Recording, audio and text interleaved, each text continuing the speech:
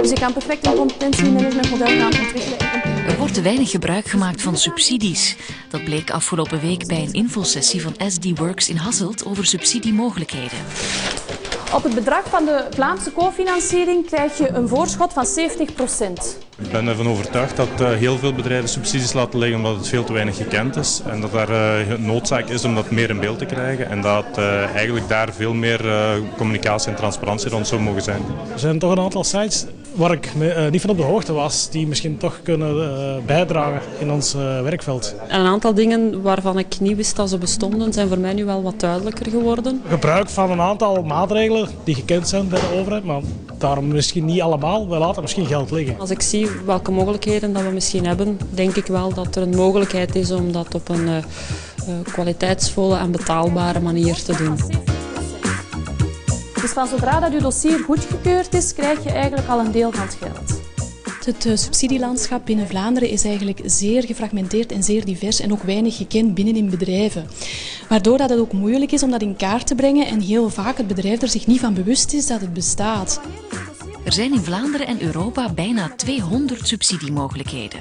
De meest belangrijke gaat sowieso de cofinanciering zijn die vanuit deels Europa mede gefinancierd wordt. Dat is ESF. Die nemen hele mooie initiatieven eigenlijk op Vlaams vlak om ervoor te zorgen dat bedrijfsleiders toch middelen kunnen vinden om een goed, gedegen, duurzaam HR-beleid uit te bouwen binnen in hun bedrijf. Wij gebruiken alleen de KMO-portefeuille, maar we zijn aan het kijken omdat ik via de VOCA ook gemerkt heb dat er Europese subsidies te krijgen zijn. Ben ik op zoek eigenlijk naar de oplossingen die ik nu hopelijk hier een stukje gekregen heb. Ja, welke maatregelen gebruikt u al binnen het bedrijf? Jongerenbanen, de ouderen, de win-win situatie, de hogescholen, de universitairen die echt engineering doen. Daar krijg je ook een fiscale tegemoetkoming. Maar ik hoor nu dat er iets van 182 maatregelen zijn, dus misschien moeten we daar toch nog wel eens gaan in grasduinen. Enkel de KMO-portefeuille. Op dit moment en enkel voor opleidingen. Want de technologieverklaring zoals erin zat, daar had ik zo ook geen weet van. Dus dat ga ik ook eens bekijken of dat we dat niet kunnen gebruiken. Omdat we op technologisch vlak ook wel een aantal dingen gaan uitwerken.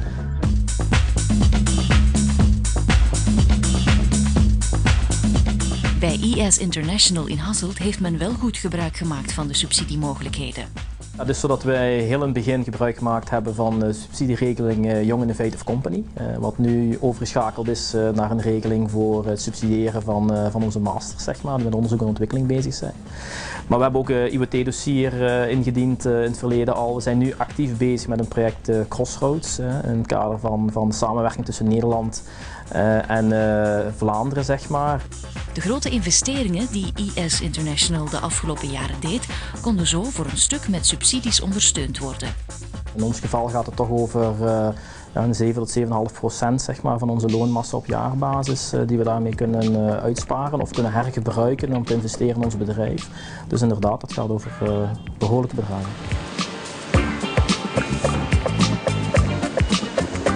Ook bij Autoneum in Genk worden de subsidiemogelijkheden goed opgevolgd. Wij zijn er vooral mee bezig in het kader van personen die langdurig werkloos zijn, via het uitzendkantoor hier binnenkomen, jongeren, 50-plussers, daar in het kader van het retentiebeleid, waar wij ook subsidies voor kunnen ontvangen.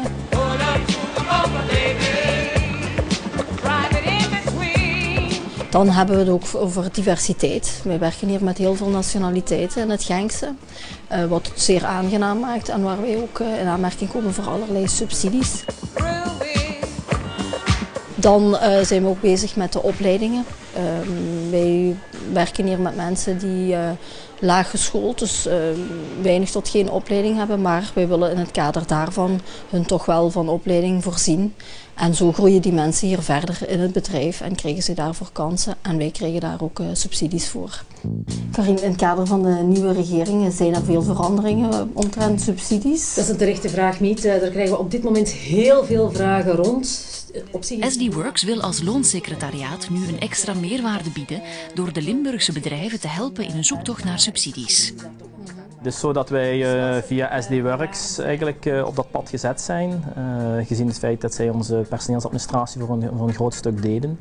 We spreken uiteraard met die mensen en men heeft van daaruit verteld van kijk, een Young Innovative Company zijn jullie, dat is eigenlijk misschien toch de weg te gaan om subsidie gaan aan te vragen. Uiteindelijk, we zijn ook continu met onderzoek en ontwikkeling bezig, dus het was een perfecte match. We hebben dat dan ook bekeken, we hebben dan samen dat dossier vervolledigd en uiteindelijk hebben we ook van die subsidies kunnen gebruik maken.